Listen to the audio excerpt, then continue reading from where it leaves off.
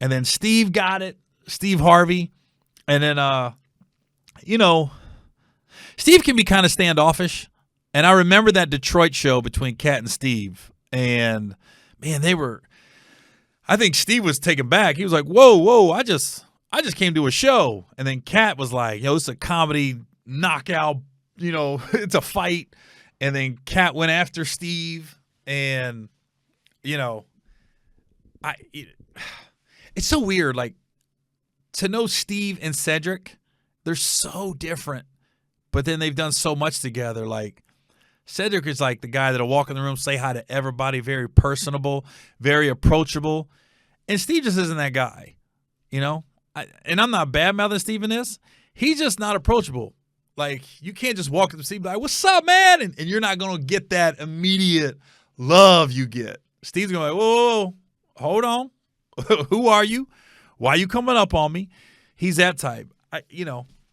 It's funny, like, in the past, like, Steve looked out for me. He tried to look out for me, and it didn't work out. And I don't think, to this day, I don't think Steve ever knows why I quit his show. Some people don't know this. When Steve Harvey had the talk show, the Steve Harvey Show, he left Chicago, and he moved it to L.A.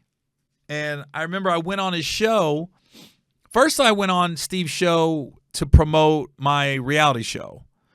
And then afterwards, Steve goes, I want to do some stuff with you, man. I want to work with you on some stuff. And I was like, all right. And then I'll never forget, he hit my chest. Like, I'm going to show you how to make some money, boy. I was like, all right, show me. And then I flew to Atlanta. I met with Steve when he was filming Family Feud. We sat down in his trailer. We talked. He's like, we're going to work this deal out. I'm going to bring you on as my sidekick. We're moving my show from L.A. We're moving my show from Chicago to L.A., and I was like, dope. I was excited, man. And I thought it was going to be like Johnny Carson, Ed McMahon type thing. I thought that's what this was about. And I'll never forget, I went on his show again about 6 months later, and they brought me on to do some Memorial Day packing episode. It was funny. We were in a car showing what you should pack, what you shouldn't pack. And then Steve goes, they reach out to you? I said, no, I haven't heard anything. He goes, what? And then I got a call the next week. And this guy was like, yeah, Steve told us everything. And I had a bad feeling about this from jump. So I met with one of Steve's producers. And we had lunch. And I'm sitting here going, I'm all geeked. I'm telling him all my ideas about the show and everything. And he's shooting everything down. He goes, no, we'll handle that. We'll handle the sketches. We'll do this. And I'm just going, I'm not knocking your writers or anything. But you ain't going to tell me that whatever you're coming up with is funnier than what I'm coming up with. Because this is my audience. Who's ever watching Steve Harvey and that live audience and that's who I know how to make laugh. And now if you're going to put me on Colbert, yeah, okay, I'll fall back a little bit on that. But not Steve Harvey. And I know it's going to make Steve laugh. And this guy, who's a white dude, shooting down everything. And the way he was talking to me, it was almost like they're doing me a favor. And I remember I was so taken back. And obviously I'm not gonna get a hold of Steve with all this. He's trying to put the show together. So I just fell back.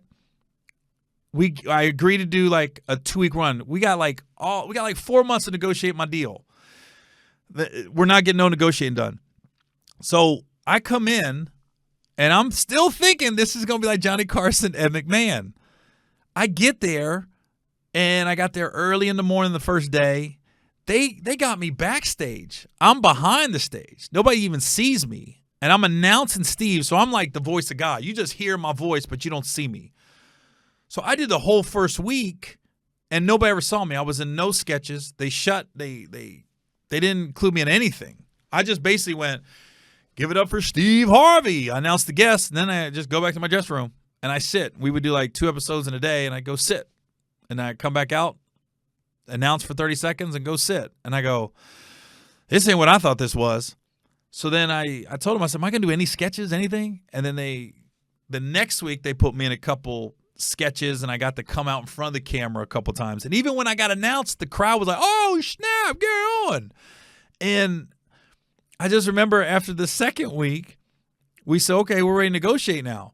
I've been there 2 weeks, and keep in mind, they were filming on Mondays and Fridays. I couldn't work on the weekends. I'm giving up all my stand-up money, but I looked at the bigger picture. I wanted to be a part of the show with Steve. Steve was telling me how maybe we can, when I'm on the show, we'll do a spinoff later, and we go negotiate like, yeah, we want to do 2 more weeks with them. I'm getting paid like SAG minimum. Minimum wage is what I got paid, and I'm going, I can't do this for another 2 weeks. I've already lost a bunch of money. I lost 2 weekends of work. Now I'm going to lose 2 more weekends? And I don't know after these 2 weeks, are you going to hire me or not? I can't take a month off, basically. And I'll just never forget, we weren't shooting 4 days. We were shooting like 3 days a week. So on but it was spread out. It was like Monday, Tuesday, Friday we filmed. It was like I couldn't do any stand-up on the weekends. And I just remember the second week, I did 2 weeks of the Steve Harvey show. I did 1 day of Hip Hop Squares, the show D-Ray used to host. And I filmed 3 episodes in 1 day of Hip Hop Squares. It made 4 times the money I made doing 2 weeks of the Steve Harvey show. And I go, well, this is backwards. I'm just a square. I'm one of 9. And I'm not even the host. And I made more money on Hip Hop Squares than I did there's only 2 people on the show every week, me and Steve. And I go, they weren't even trying to hear anything I said. And keep in mind, this is not on Steve Harvey. This was the powers that be behind the scenes. So now I said, I'm not going to do it. I'm not coming back. And then we gave them a number, and they never got back to us. And literally they thought I was going to show up Monday. I was like, I'm not coming. And I guess they thought I was coming because they got there, and I guess they scrambled that Monday. I was like, I told them not coming without a contract. And then so this is, like I said, this is not a knock on Steve. I never went to this with Steve. I don't even know Steve knew any of this happened. I was just like, I was so taken back. So here's what really took me back. My first day of filming the show, they put me in a big, beautiful dressing room. I was like, oh, okay, they're taking care of me, right? Keep in mind, Steve's on like the 3rd floor. I'm on the 1st, and this is where all the guests stay on the 1st floor. So I'm in this big, beautiful dressing room. I'm like, oh, great. They're taking care of me. They come in. Again, the white producers was like, you got to get out. They said, our first guest is Chelsea Handler. And they like, this was actually where she filmed Chelsea lately. And this was her dressing room when she was here. So I was like, oh. So I thought it was just like, when Chelsea leaves, I'll be back in the dressing room. No. They literally tried to put me in a closet. And I'm not exaggerating. It was a closet. There was no bathroom. There was no mirrors. It was a room, and there was a desk that was broken down with like a chair, and that was it. And I was like, where's the bathroom? So the guy started to walk down the hall, and he was like, yeah, you got to come to the bathroom down here. And he started to walk, and he looked back. He goes, Gary. I said, oh, I'm not using no public bathroom. I'm here every day, all day. I know how this works. You can't find me a dressing room with a bathroom? And I was like, I told him, I said, I'll never be using that bathroom. I didn't know you were walking me down there. And I sat in the hallway, and then another white lady came over, and she was like, this is his dressing room. And I was like, I'm not. Here's my thing was, I'll be damned if the guests that are coming in, and if you A-list is different, but we had YouTubers on, we had social media, just people that just did a funny sketch on social media would come on, and they were getting better dressing rooms than me. And I'm there every day, all day. And I said, mm-mm. I just stood in the hallway. I said, what do you want to do? I can leave. And then it was like, and God bless one of the, I don't know if it was a black producer, I can't remember. It was a black lady that was on staff. She goes, Gary, come here. I got you. And then she ended up putting me in a dressing room. She pulled me aside. Here comes a black woman to the rescue. She pulled me to the side and found me a dressing room, which wasn't big, but I had a couch, I had a mirror, I had a desk, and I had a bathroom. So thank you. But to this day, I still don't know if Steve knows that story, but that's why you barely saw me on the Steve Harvey show, and that's why I was on there for 2 weeks, and all you heard was my voice. And I remember thinking, my manager was like, did you tell Steve? I go, no, I'm not going to him. He's 2 floors above me. He's got to deal with this. He just moved the show from Chicago to L.A.